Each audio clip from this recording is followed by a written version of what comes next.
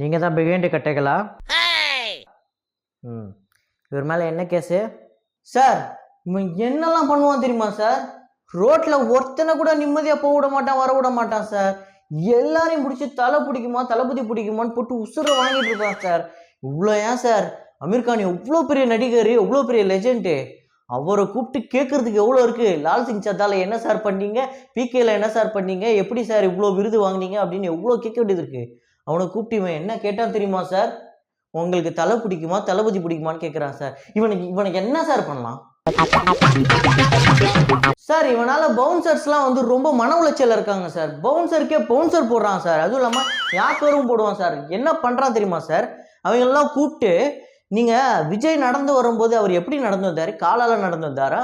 அஜித் வந்து அந்த பார்ட்டியில் உட்காந்து சாப்பிட்டுருப்பார்ல, நீங்கள் தானே பவுன்சரு, அவர் எளிமையாக கையால் எடுத்து வாயால் தான் சாப்பிட்டாரான்னு கேட்குறாங்க சார்.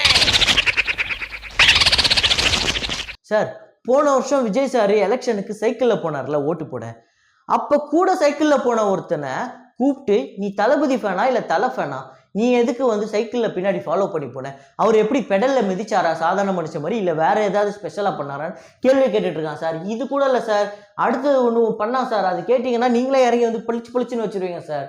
அதாவது காத்தடிக்கிற தாத்தாவை கூப்பிட்டு நீங்கள் தானே விஜய் சார் சைக்கிளுக்கு காத்தடிச்சிங்க, அதுக்கு எப்படி ஸ்பெஷலாக நார்மல் காத்தடிச்சிங்களா இல்லை வாயிலே வச்சு ஊதுனீங்களான்னு கேட்குறாங்க சார்.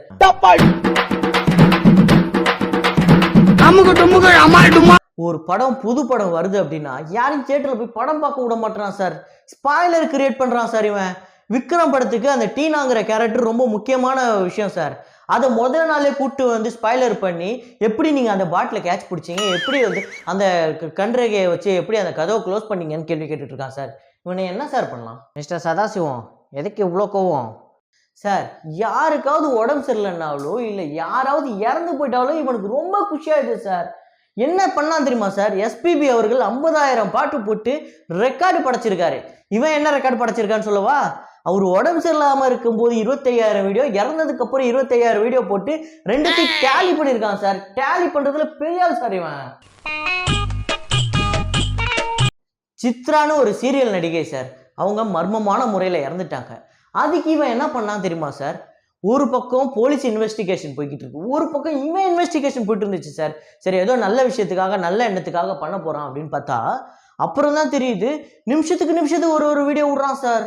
இவன் வீடியோ எல்லாத்தையும் காம்பைலிங் பண்ணி போட்டு பார்த்தா நீங்க இல்லை நான் இல்லை, நம்மள மாதிரி ஒரு 30 ஜென்ரேஷன் வந்து பார்க்கணும் சார். அப்படியே 300 வருஷத்துக்கு லைனா ஓட விடலாம் சார். அந்த அளவுக்கு அயோக்கியம் சார். யாராவது செத்துட்டா அதை வச்சு பொழப்பு நடத்துறவன் சார் இவன்.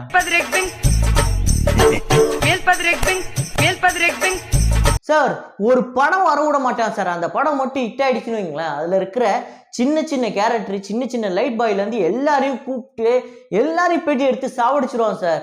அதில் அந்த படத்தில் யாராவது ஒரு முக்கியமான ஏதாவது ஒரு சின்ன சீனில் வந்துட்டாங்க போதும், அதை இவன் பண்ண சொல்லிடுவான்.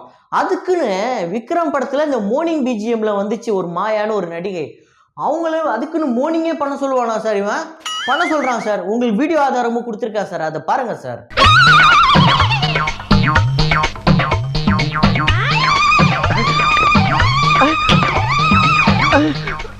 சார், யாராவது ஒரு நடிகர்கள் ஒரு படத்தோட 2 படத்தோட வாய்ப்பு கிடைக்காம அவங்க வாழ்க்கையில கஷ்டப்பட்டு இருந்தாங்கன்னா அதை வச்சு வியாபாரமாக்குறான் சார். அவங்கள கூட்டு போய் சரி சாப்பாடு வாங்கி கொடுத்து ஏதாவது பண்ண போறான்னு பார்த்தா கூட்டு போய் முடி வெட்டிட்டு இருக்கும் போதே கேள்வி கேட்குறான் சார். இப்படி பொழப்பு நடத்துறான் சார். இவனை என்ன சார் பண்ணலாம் சார்? இவங்க இவ்வளோ மோசமானவங்கன்னு தெரிஞ்சுதான் சார் நயன்தாரா அவங்க கல்யாணத்துல இவங்கள உள்ள மண்டபத்துக்குள்ளே விடல. நம்மளை யாராவது மண்டபத்துக்குள்ளே விடலைன்னா நம்மளாம் ரோஷப்பட்டு என்ன பண்ணுவோம்? ஏய், கல்யாணம்லாம் தேவையில்ல, வா போகலாம் அப்படின்னு சொல்லிட்டு போவோம்ல. இவன் என்ன தெரியுமா சார் பண்ணியிருக்கான்? வெளியவே நிற்கிறான் சார். அந்த ஐயரு அந்த சைடு கிராஸ் பண்ணும்போது ஐயரே எல்லாம் முடிஞ்சிச்சா அப்படின்னு இங்கேருந்து கேள்வி கேட்டு அதை ஒரு வீடியோ எடுத்து அதை ஷார்ட்ஸாக போட்டு மில்லியன் கணக்கில் போட்டு வியூ எடுக்கிறான் சார். இவ்வளோ பண்ணுறேன் மிஸ்டர் சதாசிவம். நீங்கள் சொல்கிறத பார்த்தா இன்றைக்கி நாள் பூரா போகும் போல், அதனால் நெக்ஸ்ட் இயரிங்கில் பார்ப்போம். நேரமின்மை காரணமாக இந்த கோர்ட்டு வந்து அடுத்த வாய்தால இதை வந்து நம்ம இந்த தீர்ப்பை வந்து சொல்லுவோம். Okay sir, thank you sir.